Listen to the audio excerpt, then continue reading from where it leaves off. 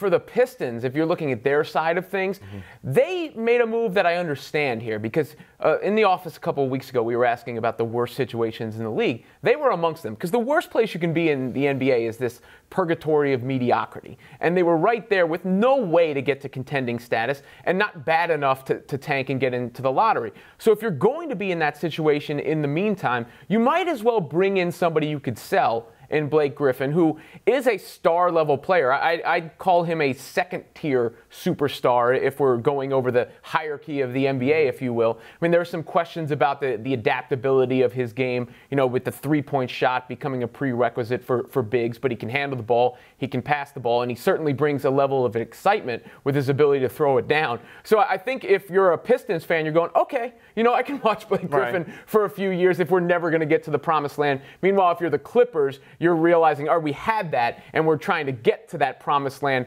sooner rather than later, and the only way to do that is to accelerate the sooner. What do you think? You pair him with Andre Drummond. Is that now the best front court in the Eastern Conference? It's hard to say that. Drummond's not a great defender. I don't see Blake Griffin and he imposing too much fear in the hearts of guys going to the basket. He certainly has always played, Blake has, with a rim-running, rim-diving center like DeAndre Jordan. I think it's a very good front court, but I wouldn't say it's going to, elevate the Pistons to the top of the East. What I do think it does is put them in the playoffs.